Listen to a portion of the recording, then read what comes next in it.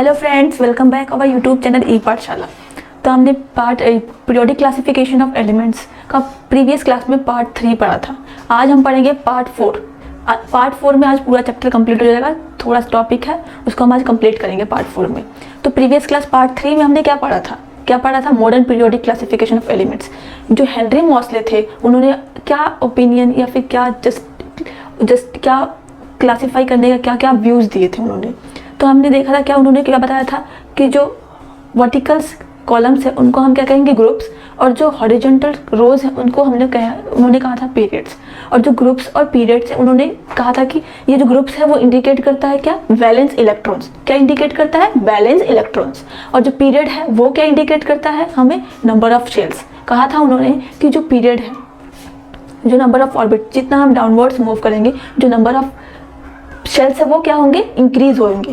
और ग्रुप्स में क्या कहा था, जब हम कि जो लेफ्ट टू राइट अगर हम मूव करते हैं, लेफ्ट टू राइट मूव करेंगे, जो वैलेंस इलेक्ट्रॉन से क्या होगी, वो इंक्रीज होगी। तो ये किसने कहा था, हेनरी मॉसले ने कहा था। अब आज हम पढ़ेंगे पार्ट नंबर 4, जिसमें हम क्या पढ़ेंगे, trends of modern periodic classification. Modern periodic classification,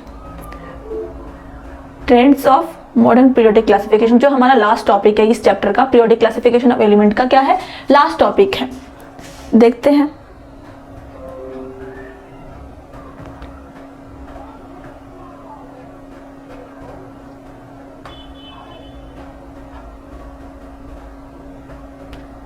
trends in the modern periodic table. क्या है, trends of in the modern periodic classification. Trends in the modern periodic classification. तो हम इसमें पहले क्या देखेंगे, वैलेंसी। क्या पढ़ेंगे हम, वैलेंसी पढ़ेंगे। Trends in the modern periodic table में पहला टॉपिक जो हम क्या पढ़ेंगे, वैलेंसी। जो वैलेंसी है वो किस पे डिपेंड करती है, वैलेंस इलेक्ट्रॉन्स पे।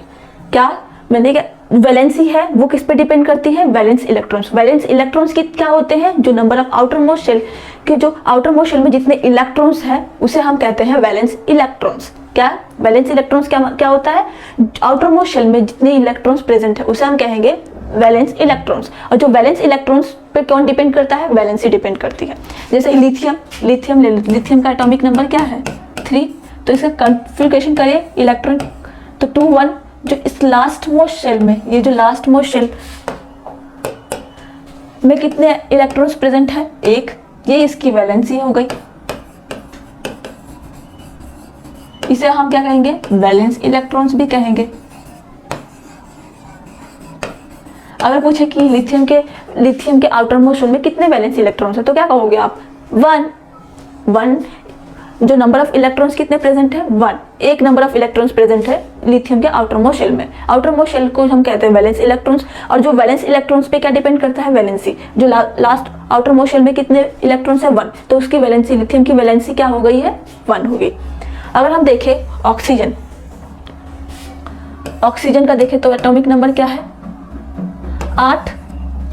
इसका इलेक्ट्रॉनिक कॉन्फ़िगरेशन करें 2 6।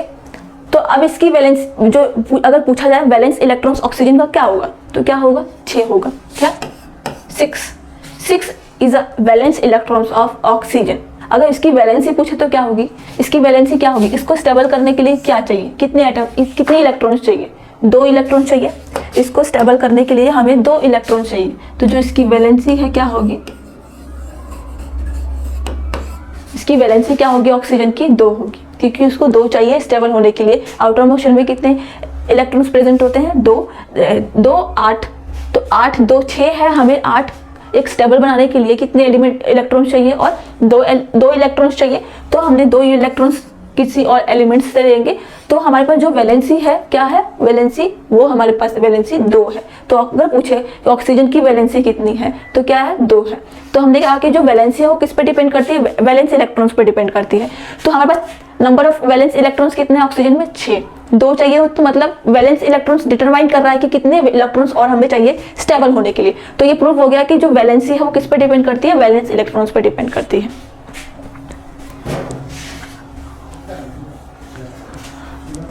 तो अगर देखें 1 2 3 4, तो इसकी वैलेंसी अगर 1 2 3 4 देखें, अगर जिसका आउटर मोस्ट शेल में नंबर ऑफ इलेक्ट्रॉन्स 1 है, 2 है, 3 है या 4 है, तो उसकी वैलेंसी क्या होगी, सेम यही होगी।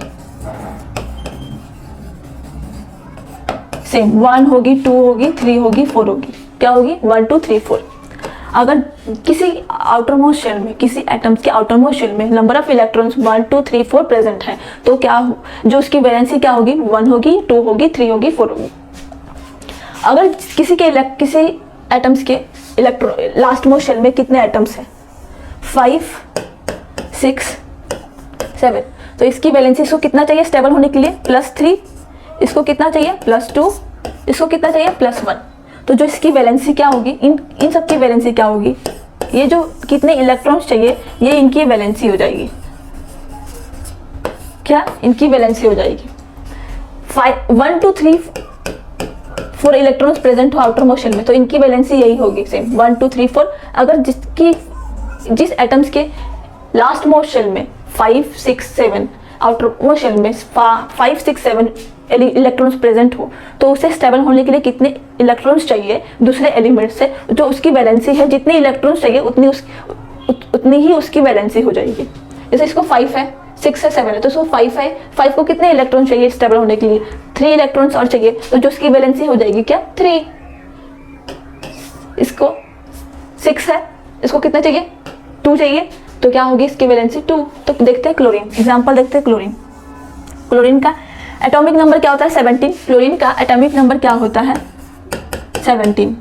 तो इसका इलेक्ट्रॉनिक कॉन्फ़िगरेशन करें 2 8 7। तो अब ये दोनों स्टेबल है, इसको स्टेबल करना है। इसको स्टेबल करना है तो कितने इलेक्ट्रॉन्स चाहिए इसको? और 1 इलेक्ट्रॉन चाहिए इसको स्टेबल होने के लिए। तो 1 इलेक्ट्रॉन्स होगा तो ये क्या हो जाएगा? +8 +1 8 हो जाएगा। तो मतलब ये स्टेबल हो गया। तो इसको कितने इलेक्ट्रॉन्स चाहिए? 1 इलेक्ट्रॉन्स चाहिए स्टेबल होने के लिए। तो जो इसकी वैलेंसी, अगर क्लोरीन का वैलेंसी पूछे तो क्या होगी? 1 होगी, क्योंकि 1 नंबर ऑफ इलेक्ट्रॉन्स इसको चाहिए स्टेबल होने के लिए। इसकी वैलेंस इलेक्ट्रॉन्स पूछे क्लोरीन का तो क्या बोलेंगे? 7 number of valence electrons of the chlorine. अगर उसको बोले वैलेंसी क्या होती है तो क्या बोलेंगे? 1 चाहिए, 1 है, क्योंकि उसको स्टेबल होने के लिए कितने इलेक्ट्रॉन चाहिए? 1। तो हम अगर लेफ्ट टू राइट मूव करते हैं पीरियोडिक टेबल में, अगर हम लेफ्ट टू राइट मूव करते हैं, लेफ्ट टू राइट मूव करते हैं तो क्या होगा? जो वैलेंस इलेक्ट्रॉन्स बढ़ेंगी, क्या होगा? वैलेंस इलेक्ट्रॉन्स बढ़ेगा। वैलेंस इलेक्ट्रॉन्स बढ़ेगा क्योंकि लेफ्ट टू राइट मूव करेंगे, वैलेंस इलेक्ट्रॉन्स बढ़ेगा। वैलेंस इलेक्ट्रॉन्स बढ़ेगा तो जो वैलेंसी है वो क्या होगी? डिक्रीज होगी। जैसे देखते हैं 1 2 3 4 1 1 2 3 4 5 6 7। अब इसको चाहिए इसकी 1 2 3 4। अब इसको कितने चाहिए? +3 चाहिए। इसको कितने चाहिए? +2 चाहिए, +1, यहाँ पे 0। तो क्या हो रही है? जो वैलेंस इलेक्ट्रॉन्स है यहाँ से तो क्या हो रहा है? इंक्रीज हो रहा है। 1 to 4 देखे तो क्या हो रहा है? वैलेंस इलेक्ट्रॉन्स वैलेंसी क्या हो रही है? इंक्रीज हो रही है। बट यहाँ से 5 to 8 देखे तो क्या होगी? Then decrease. क्या होगी? डिक्रीज। 1 to 4 जो वैलेंसी है वो क्या होगी? वैलेंस इलेक्ट्रॉन्स क्या होगा? इंक्रीज होगा। देन 5 to 8 देखे तो जो वैलेंस इलेक्ट्रॉन्स है क्या हो रहा है? डिक्रीज हो रहा है। 3 2 1 0 डिक्रीज हो रहा है। तो जो लेफ्ट टू राइट हो, हम जाएंगे जब लेफ्ट टू राइट, तो अगर पीरियोडिक टेबल हम लेफ्ट टू राइट जाते हैं तो जो वैलेंस इलेक्ट्रॉन्स है क्या होगा? वो इंक्रीज होगा, फिर क्या होगा? डिक्रीज होगा। ओके,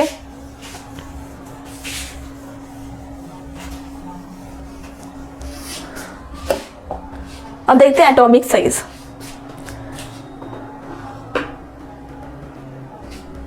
एटॉमिक साइज देखते हैं। Atomic size the term refers the radius of the atom. जो एटॉमिक साइज है वो क्या करता है? एक एटम्स के रेडियस को डिटरमाइन करता है, रिफर करता है। जैसे देखते हैं ये न्यूक्लियस है, ये शेल है, ये शेल है, 2 नंबर ऑफ शेल्स है। तो ये जो है ये क्या कहते हैं? इसको रेडियस कहते हैं। तो ये जो रेडियस, इसको हम क्या कहते हैं? Atomic size. इस पे रेडियस पे डिपेंड करता है एटॉमिक साइज। क्या? जो एटॉमिक साइज है वो किस पे डिपेंड करता है? रेडियस पे डिपेंड करता है एटॉमिक। जितना बड़ा रेडियस होगा उतना उसका साइज होगा, एटम का जो साइज होगा उतना बड़ा होगा। अगर एक और शेल बनाते हैं यहाँ पे तो एक और बढ़ जाएगा, यहाँ पे रेडियस बढ़ गया। तो रेडियस पे डिपेंड करता है क्या, एटॉम साइज। जितना बड़ा रेडियस होगा उतना बड़ा एटम होगा। तो एटॉमिक साइज क्या बोलता है, the atomic size refers to the radius of the atoms. Atomic size may be visualized as the distance between the center of the nucleus and the outermost shell of the isolated atoms। मैंने अभी बताया क्या कि ये nucleus है, यहाँ पे shell है। न्यूक्लियस से आउटरमोस्ट शेल में जो डिस्टेंस है, न्यूक्लियस से लेके जो आउटरमोस्ट शेल में जो डिस्टेंस है उसको कहते हैं हम क्या, रेडियस। और जो रेडियस है किस पे डिपेंड करता है, एटम साइज पे। जितना बड़ा रेडियस होगा उतना बड़ा एटम साइज होगा। ठीक है,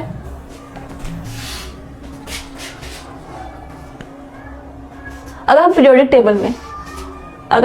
टेबल में लेफ्ट टू राइट जाते हैं, पीरियोडिक टेबल में लेफ्ट टू राइट जाते हैं, लेफ्ट टू राइट जाते हैं, तो वैलेंस इलेक्ट्रॉन्स क्या होगा, इंक्रीज होगा। वैलेंस इलेक्ट्रॉन्स क्या होगा, इंक्रीज होगा। तो जो न्यूक्लियर पावर है, न्यूक्लियर पोटेंशियल है, न्यूक्लियर जो चार्ज है वो क्या होगा, वो भी बढ़ेगा। क्योंकि जितने क्या कहते हैं एटम्स में, number of protons equals to number of electron. जितना एटॉमिक नंबर है उतने नंबर ऑफ इलेक्ट्रॉन्स और प्रोटॉन्स प्रेजेंट होते हैं न्यूक्लियस में। तो अगर हम जैसे जैसे आगे लेफ्ट टू राइट मूव करते हैं, हम पीरियोडिक टेबल में जैसे लेफ्ट टू राइट मूव करते हैं, तो क्या होता है कि जो वैलेंस इलेक्ट्रॉन्स क्या होता है, इंक्रीज होता है। इंक्रीज वैलेंस इलेक्ट्रॉन्स इंक्रीज होने के कारण जो न्यूक्लियर चार्ज है, न्यूक्लियर की आयंस है, चार्जेस है, वो भी क्या होती है, इंक्रीज होती है। उसके कारण क्या होता है, जो वैलेंस जो इलेक्ट्रॉन्स है उस जो न्यूक्लियस है वो अपने तरफ खींचती है, जो वैलेंस है वो अपने तरफ खींचती है, जिसके कारण क्या होता है, इलेक्ट्रॉन्स को लूज करने में डिफिकल्ट होता है। इलेक्ट्रॉन्स को अपनी तरफ खींचती है, तो जो लूज करने में डिफिकल्टीज होती है। तो क्या आते हैं, तो इसलिए जो एटम साइज है लेफ्ट टू राइट देखे तो डिक्रीज होता है। The atomic radius of decreases moving from left to right along with a period. This is due to the increase in the nuclear charge, which tends to pull the electron closer to nucleus and reduce the size of the atoms.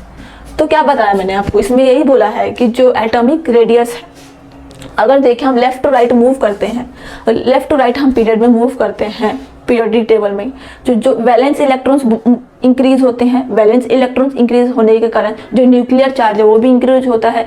वो nuclear charge increase हो जाता है तो वो electrons को क्या कहते हैं, अपनी तरफ खींचती है। जो वैलेंस इलेक्ट्रॉन्स होते हैं, मतलब क्या बताया था, जो आउटर मोस्ट शेल में जितने इलेक्ट्रॉन्स प्रेजेंट है उसको हम वैलेंस इलेक्ट्रॉन्स कहते हैं। उसको खींचती है अपनी तरफ कौन, न्यूक्लियस खींचती है, जिसके कारण क्या होता है कि जो आउटर मोस्ट शेल है वो अपनी इलेक्ट्रॉन्स लूज करने में उसको डिफिकल्टी होती है, जिसके कारण जो एटॉमिक साइज है वो क्या होता है, छोटा होता है, रिड्यूस होता है। ठीक है, the atomic size decrease moving left to right along a period due to increase the nuclear charge. क्या, न्यूक्लियर चार्ज डिक्रीज होता है। अगर हम टॉप टू बॉटम देखें, हमने देखा ये लेफ्ट टू राइट देखा कि लेफ्ट टू राइट जब हम मूव करते हैं, तो अगर हम टॉप टू बॉटम देखें पीरियोडिक टेबल में, हम लेफ्ट टू राइट मूव करते हैं तो मतलब हॉरिजॉन्टल पीरियड्स, ये है ग्रुप्स, ये क्या होता है, ग्रुप्स, ये होता है पीरियड। तो जब हम लेफ्ट टू राइट मूव करते हैं तो क्या होता है, एटॉमिक साइज डिक्रीज होता है, क्योंकि वैलेंस इलेक्ट्रॉन्स बढ़ती है। वैलेंस इलेक्ट्रॉन्स के बाद न्यूक्लियर चार्ज बढ़ता है, तो वो जो इलेक्ट्रॉन्स उसको अपनी तरफ पुल करती है, खींचती रहती है। इस कारण जो एटम के साइज है वो छोटा होता है। अगर हम टॉप टू बॉटम देखें, टॉप टू बॉटम मूव करें, टॉप टू बॉटम अगर हम मूव करते हैं तो क्या होगा, नंबर ऑफ शेल्स बढ़ेंगे। जैसे हम नीचे बढ़ेंगे नंबर ऑफ शेल्स बढ़ेंगे, तो क्या, जो इलेक्ट्रॉन्स, जो वैलेंस इलेक्ट्रॉन्स है वो इजीली अपना जो इलेक्ट्रॉन्स वो लूज कर सकता है, अपने। जैसे हम नीचे बढ़ते हैं, नीचे हम डाउनवर्ड्स टॉप टू नीचे आते हैं, तो नंबर ऑफ शेल्स हमने कहा था कि जैसे जैसे नीचे बढ़ेंगे पीरियड्स भी इंक्रीज होते हैं, और पीरियड के साथ जो नंबर ऑफ शेल्स है वो भी इंक्रीज होती है। तो नंबर ऑफ शेल्स इंक्रीज होती हैं, तो जिसके कारण क्या होता है, उसको लूज करने में इजी होता है। उसके कारण क्या होता है, जो एटॉमिक साइज है वो बड़ा होता है। जैसे कि पीरियड ये 1 पीरियड है, ये 2 है, ये 3 है। इसके जो नंबर ऑफ शेल्स बढ़ रहे हैं, जैसे हम नीचे आएंगे नंबर ऑफ शेल्स भी बढ़ेंगे। जैसे पीरियड 1 है, ये पीरियड 1 में नंबर ऑफ शेल्स कितने, ये न्यूक्लियस है, ये एक, एक शेल हो गया, 1 शेल। नीचे बढ़ते हैं, 2 शेल हो गया। इसका जो रेडियस है अगर इसके कंपेयर में देखें तो ये 2 शेल हो गए, 1 2 शेल हो गए। तो इसकी जो रेडियस है वो बढ़ी, जैसे हम नीचे बढ़ रहे हैं जो रेडियस भी है वो बढ़ रही है। नीचे नंबर ऑफ शेल्स के साथ साथ जो रेडियस है एटम का वो भी बढ़ रहा है, जिसके कारण एटम्स का साइज क्या हो रहा है, वो इंक्रीज हो रहा है। तो अगर हम लेफ्ट टू राइट बढ़ते हैं तो जो एटम का साइज है क्या है, वो डिक्रीज हो रहा है। अगर हम जब अगर बोले टॉप टू बॉटम हम जब मूव कर रहे हैं तो एटम का साइज क्या हो रहा है, वो इंक्रीज हो रहा है। ठीक है, अब देखते हैं next topic, metallic and non metallic properties. Metallic and non metallic properties देखते हैं। मेटेलिक क्या होता है, जो it is a tendency to lose electrons, जिसके पास टेंडेंसी हो, जिसके पास पावर हो कि जो अपना इलेक्ट्रॉन्स को क्या कर सकते हैं, लूज कर सकते। तो मेटल्स जो है वो क्या करती हैं, अपने इलेक्ट्रॉन्स को क्या करती हैं, लूज कर देती हैं। Metals tends to lose the electrons while forming bond that is the electropositive nature। जो मेटल्स है वो इलेक्ट्रोपॉजिटिव इन नेचर होता है, वो अपने इलेक्ट्रॉन्स क्या करती हैं, मूव करती है, लूज करती हैं। तो जैसे हम अगर पीरियोडिक टेबल में हम लेफ्ट टू राइट जाते हैं तो पहले मैंने आपको बताया था कि ये मेटल है, नॉन मेटल आता है, फिर जो पिंक में होते हैं वो क्या, मेटलॉइड्स होते हैं।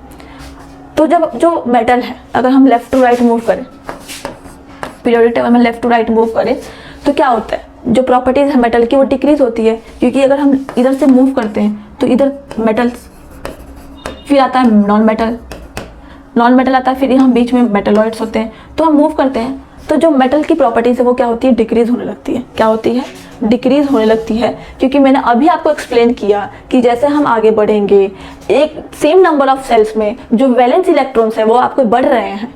मैंने आपको कहा था कि जैसे हम लेफ्ट टू राइट मूव करते हैं जो वैलेंस इलेक्ट्रॉन्स है वो आपको इंक्रीज होते रहते हैं। तो इंक्रीज होता है तो न्यूक्लियर पावर बढ़ता है, न्यूक्लियर चार्ज वो इंक्रीज होती है, वो इंक्रीज होगी तो जो वैलेंस इलेक्ट्रॉन्स को अपनी तरफ खींचेगी, जिसके कारण इलेक्ट्रॉन्स को लूज करने में डिफिकल्टीज होगी। तो इसमें मेटल से क्या होता है कि मैंने आपको बताया मेटल क्या होता है, लूज इलेक्ट्रॉन्स, जो इलेक्ट्रॉन्स अपने लूज कर सकते हैं इजीली, उसको हम कहते हैं मेटल। तो अगर जो एलिमेंट्स अपना इलेक्ट्रॉन्स लूज नहीं कर पा रहा इजीली तो वो मेटल की प्रॉपर्टीज हुई ही नहीं। तो मैंने आपको कहा कि मेटल क्या होता है, लूज इलेक्ट्रॉन्स। जैसे हम लेफ्ट टू राइट मूव करते हैं, जो इलेक्ट्रॉन्स जो मूव करते हैं वैलेंस इलेक्ट्रॉन्स बढ़ती है, वैलेंस इलेक्ट्रॉन्स बढ़ने के कारण जो न्यूक्लियर चार्ज है वो बढ़ती है, न्यूक्लियर चार्ज बढ़ने के कारण जो इलेक्ट्रॉन्स को अपनी तरफ खींचती है, जिसके कारण उनको लूज होने में परेशानी होती है, डिफिकल्टीज होती है। तो हम कहते हैं जो मेटल प्रॉपर्टीज हम लेफ्ट टू राइट बढ़ते हैं तो वो डिक्रीज होता है। आया समझ, जो लेफ्ट टू राइट हम बढ़ते हैं पीरियोडिक टेबल में जो मेटल की प्रॉपर्टी है वो डिक्रीज होती है। अगर टॉप टू बॉटम देखें, top to bottom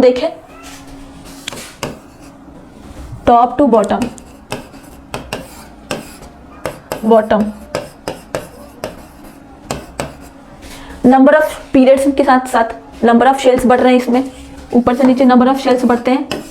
number of shell क्या होता है, जो वैलेंस उसके एटॉमिक साइज बढ़ता है, जिसके कारण क्या होता है वो अपनी जो इलेक्ट्रॉन्स है वो इजीली लूज कर देती है, जो एलिमेंट्स है अपने इलेक्ट्रॉन्स इजीली लूज कर देती है। तो क्या हुआ, एक मेटेलिक प्रॉपर्टीज हुई।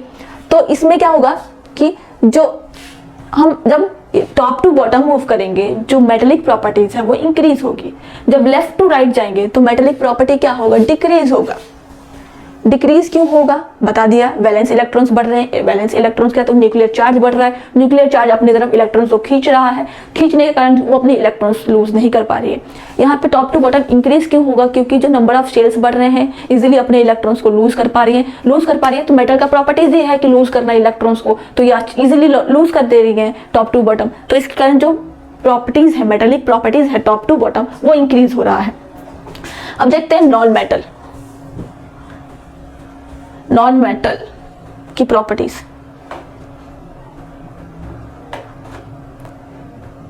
इसमें यही बोला है, down the groups the effective nuclear charge experience by the valence electrons is decreasing because the outermost electrons are further away from the nucleus. मैंने आपको एक्सप्लेन कर दिया। नॉन मेटल का देखें, हमने कहा जो मेटल्स है वो इलेक्ट्रोपॉजिटिव है। क्या है, मेटल क्या है, electropositive. Non metals are other hand electronegative. तो अगर एग्जाम पूछता है मेटल्स क्या है तो आप मतलब मेटल्स को और क्या कह सकते हैं, और ऑप्शन में इलेक्ट्रोपॉजिटिव दे दे तो आप इलेक्ट्रोपॉजिटिव करिएगा। नॉन मेटल्स क्या, इलेक्ट्रोनेगेटिव। नॉन मेटल जो है वो lose the electron, it has a tendency to lose the electrons, but non metal का देखें, they tend to form bond by gaining electrons. इसके पास क्या प्रॉपर्टीज है? गेन करने की प्रॉपर्टीज, इलेक्ट्रॉन्स लेने की प्रॉपर्टीज। तो अगर हम लेफ्ट टू राइट मूव करें, पीरियड में लेफ्ट टू राइट मूव करें, तो जो metallic property, non metallic properties वो इंक्रीज होगी, just opposite to metallic metallic properties का जस्ट अपोजिट है नॉन मेटेलिक प्रॉपर्टीज। हमने मेटेलिक में क्या कहा था? लेफ्ट टू राइट क्या होगा? जो मेटेलिक प्रॉपर्टीज डिक्रीज होगी, टॉप टू बॉटम इंक्रीज होगा। इसमें नॉन मेटेलिक में क्या है कि जो लेफ्ट टू राइट मूव करे तो जो नॉन मेटेलिक प्रॉपर्टीज है वो इंक्रीज होगी, टॉप टू बॉटम देखे मूव करते हैं तो क्या होगा? जो नॉन मेटेलिक प्रॉपर्टीज है वो डिक्रीज होगी। सेम कंडीशन, सेम रीजन उसका भी यही है, अगर लेफ्ट टू राइट मूव करते हैं तो क्या होगा? इलेक्ट्रॉन, वैलेंस इलेक्ट्रॉन्स बढ़ते हैं, एटॉमिक नंबर भी बढ़ता है, उसके बाद वैलेंस इलेक्ट्रॉन्स बढ़ते हैं। वैलेंस इलेक्ट्रॉन्स के बाद तो न्यूक्लियर चार्ज बढ़ता है। न्यूक्लियर चार्ज क्या करता है? अपने इलेक्ट्रॉन्स को अपनी तरफ खींचता है। उसके कारण क्या होता है? लूज करने की टेंडेंसी कम होती है, तो क्या करेगा? इलेक्ट्रॉन्स को गेन करेगा। और नॉन मेटल की प्रॉपर्टीज यही है कि नॉन मेटल की प्रॉपर्टीज क्या है कि वो इलेक्ट्रॉन्स को गेन करना। तो जब वो लूज नहीं कर पा रहा है तो क्या करेगा? इलेक्ट्रॉन्स को गेन करेगा इलेक्ट्रॉन्स। तो एक प्रॉपर्टीज हमने बताया, जब लेफ्ट टू राइट मूव करेंगे तो क्या करेगा? नॉन मेटेलिक प्रॉपर्टीज इंक्रीज होगी, जो मेटेलिक प्रॉपर्टीज है वो डिक्रीज होगी। अगर टॉप टू बॉटम देखें, लेफ्ट टू राइट देखते हैं तो क्या होगा? Non metallic properties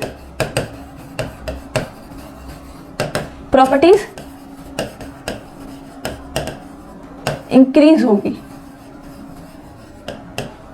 top to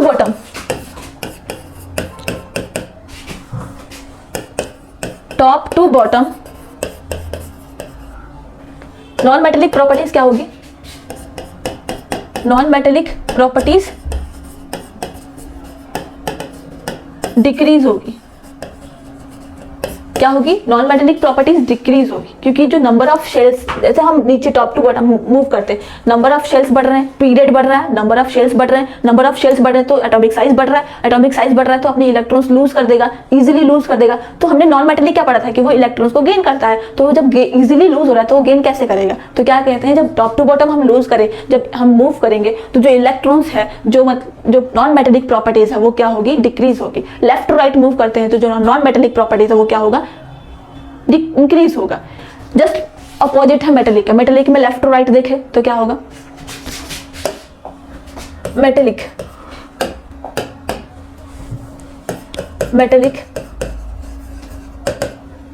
non metallic,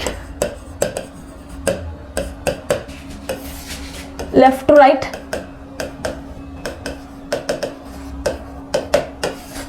top to bottom.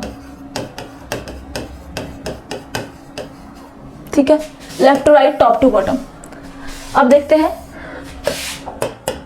Left to right में मेटेलिक में क्या था? डिक्रीज। टॉप टू बॉटम में क्या था? इंक्रीज।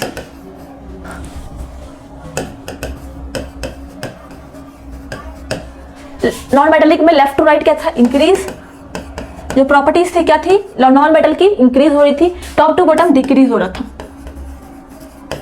ये जस्ट अपोजिट है। जो नॉन मेटेलिक प्रॉपर्टीज अगर देखें, नॉन मेटेलिक प्रॉपर्टीज देखें हम, तो लेफ्ट टू राइट अगर मूव करते हैं तो नॉन मेटेलिक प्रॉपर्टीज क्या होगी? डिक्रीज होगी। क्या होगी? डिक्रीज होगी।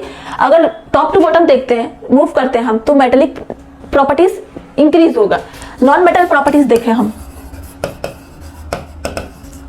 नॉन मेटल प्रॉपर्टीज देखें, लेफ्ट टू राइट मूव करते हैं तो क्या होगी? उसकी प्रॉपर्टीज, नॉन मेटल की प्रॉपर्टीज इंक्रीज होगी।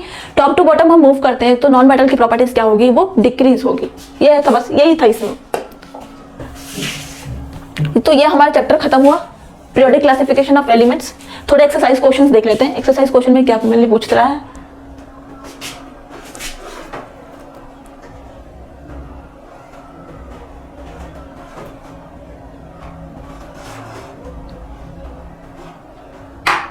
पूजा